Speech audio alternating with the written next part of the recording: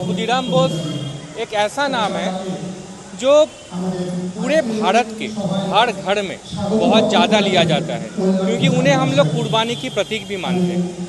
तो आज खुदीराम बोस के शहादत दिवस पे आज जो युवा पीढ़ी है, क्योंकि हम युवा पीढ़ी को इसलिए ज़्यादा बोल रहे हैं क्योंकि खुदीराम को उस उम्र में फांसी दी गई थी जब वो पूरी तरह से युवा भी नहीं हुए थे। इस बारे में आप क्या कहना चाहते हैं, उनको क्या संदेश देना चाहते हैं? देखिए, आज के जो युवा पीढ़ी है, अभी जो आंदोलन करना सीख रहे हैं, इसका श्रेय हमारे खुदीराम बोसू को ही जाता है, क्योंकि वो सिर्फ बंगाली समाज या पश्चिम बंगाल के नेता नहीं है या नायक नहीं है, वो पूरे भारत के नायक हैं। आज जो बच्चे आंदोलन कर रहे हैं या अपने आप को क्रांतिकारी कहते हैं, तो सारा श्रेय हमारे खुदीराम बोसू को है। उन्होंने ही क्रांति की लौ भारत में जगाई थी। निरसा विधायक अरूप चटर्जी जी ने झारखंड विधानसभा में एक प्रस्ताव रखा है कि बांग्ला भाषा का पढ़ाई को फिर से सुचारू रूप से चालू किया जाए। उस पर शिक्षा विभाग या शिक्षा मंत्री का जो प्रतिक्रिया आई है, उस पर आपकी क्या प्रतिक्रिया? आपके माध्यम से मैं जो हमारे झारखंड राज्य के शिक्षा मंत्री सुदीप कुमार सोनू जी है, उनको मैं कहना चाहती हूँ कि आप शिक्षा मंत्री है, पर आपको झारखंड का इतिहास भूगोल का कोई जानकारी नहीं। झारखंड में 42% बांग्ला भाषा भाषी रहते हैं।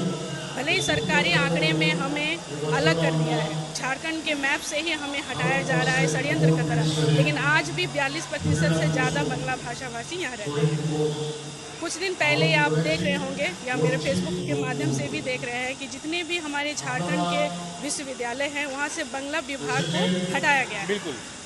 तो इसके विरोध में हम लोग 10 अगस्त को एक दिवसीय शांतिपूर्ण धरना का आयोजन बंगाली समाज के द्वारा किया गया था, जो हमारा सक्सेस भी हुआ है। तो मैं उनको कहना चाहती हूँ, जैसे कल विधानसभा में अरूप जो निरसा के विधायक हैं, उन्होंने हमारे मांग को विधानसभा में रखा। उन्होंने कहा कि झारखंड में प्राथमिक विद्यालय से लेकर विश्वविद्यालय तक बांग्ला की पढ़ाई जैसे बिहार में चलता था, उसी तरह यहाँ भी सुचारू ढंग से चालू की जाए। तो वो आंसर में कहते हैं कि सरकारी आंकड़े जो 2025 का है, वो गिना रहे हैं कि जो इंटरमीडिएट जो बच्चे पास आउट किए हैं, उनकी संख्या सिर्फ 1600 है।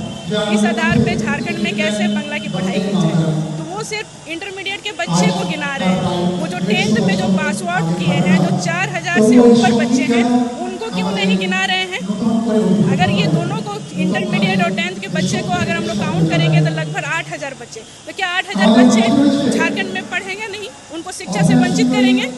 शिक्षा का अधिकार हमें ये कहता है कि अगर एक बच्चा भी पढ़ना चाहता है तो आपको पढ़ाना होगा। जापान में एक बच्चे के लिए स्टेशन में एक ट्रेन रुकती है मैडम, ताकि वो स्कूल जा सके। ये चीज़ मैं भी कहना चाहती हूँ कि शिक्षा हमारा संवैधानिक अधिकार है, वो आप क्या कोई भी हमसे छीन नहीं सकता। अगर इस विद्यालय में चाहे विश्वविद्यालय में एक भी बच्चा रहे तो भी सरकार को पढ़ाना पड़ेगा। तो उनको मैं आपके माध्यम से कहना चाहती हूँ, जैसे जब मातृभाषा में शिक्षा का जो प्रावधान जो केंद्र सरकार ने लागू किया है 2020 में, ठीक है, तो उस हिसाब से हमारे झारखंड में 2024 में एक क्षेत्रीय भाषा जनजातीय भाषा का सर्वे होता है।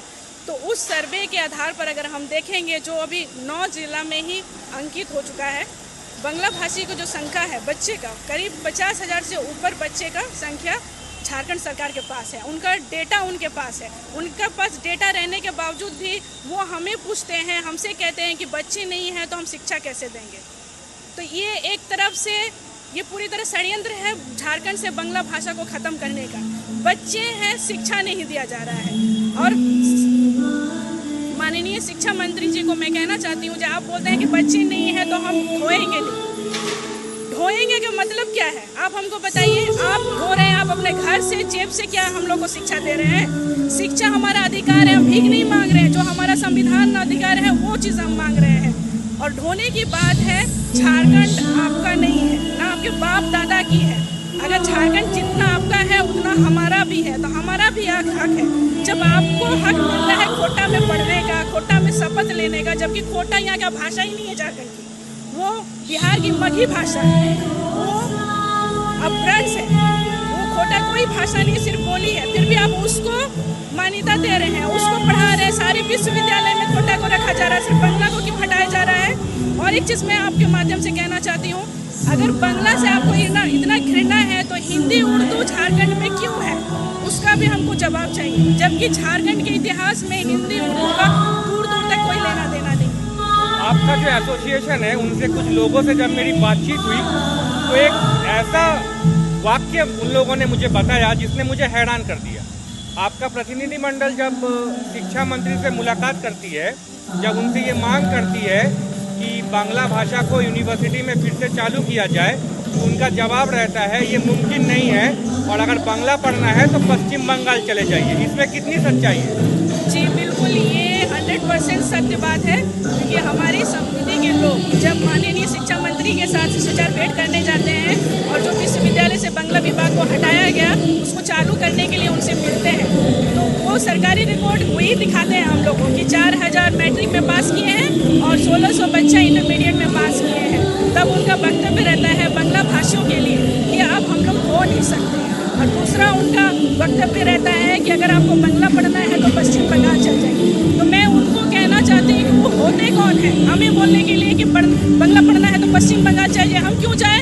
हम झारखंडी हैं, हम यहाँ के भूमिपुत्र हैं, हम खत्यानी हैं, यहाँ के मूल निवासी हैं। शायद आपको नहीं पता, आपको इतिहास भूगोल की जानकारी रखना चाहिए और झारखंड की स्टडी करना चाहिए। मैडम, अगर हम लोग झारखंड की ही बात करें तो अगर हम लोग बहुत पुराना नहीं, मतलब अगर हम लोग 1950, 40, 60 के दशक में भी चली जाएं तो यहाँ का जो खतियान वगैरह है सारा चीज़ तो बांग्ला में ही है। तो आज इस तरह से अगर सरकार चाहती है कि बांग्ला को ही हम पृष्ठभूमि से ही हटा दे, झारखंड से ही हटा दे, तो झारखंड बांग्ला भाषा उन्नयन समिति इस पर क्या रुख लेगी?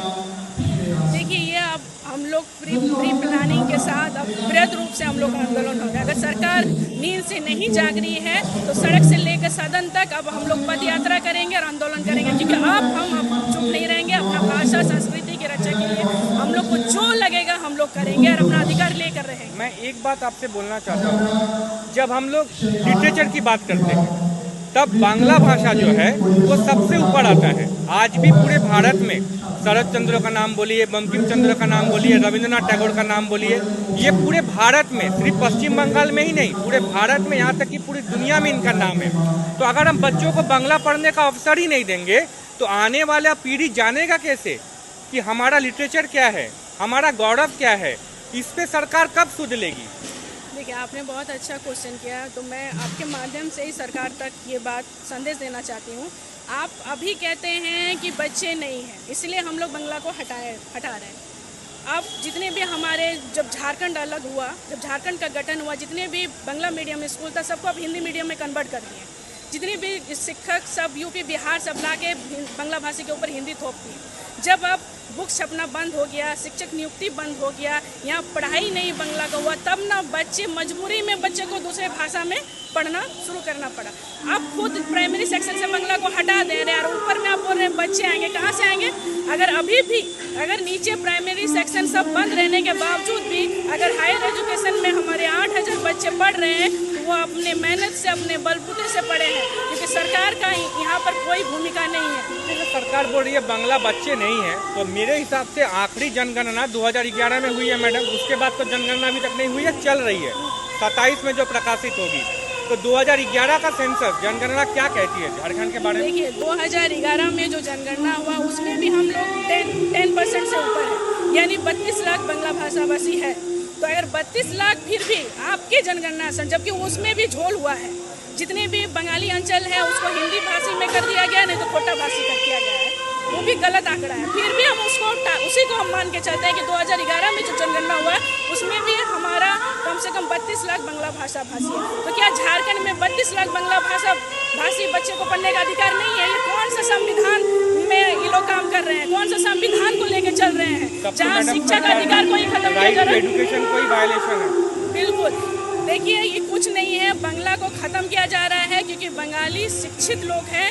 अगर बांग्ला चलेगा तो ये लोग लूट नहीं पाएंगे। लोग जितने भी लोग जो बांग्ला का विरोध करते हैं कोई झारखंड के नहीं है, सब बाहरी लोग आके यहाँ प्रवेश किए हैं, आज वही लोग झारखंड को चला रहे हैं। और हमारे जो यहाँ के स्थानीय लोग हैं वो लोग लेबर मुंशी का काम कर रहे हैं, वो लोग का हक अधिकार वो लोग छीन के खा रहे हैं।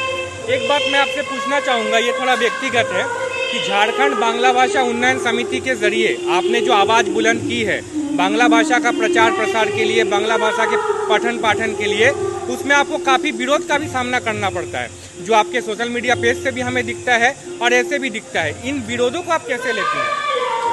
देखिए, ये विरोध को मुझे कोई फर्क नहीं पड़ता, क्योंकि हम हमेशा सत्य के लिए लड़ते हैं और हमारा इतिहास रहा है।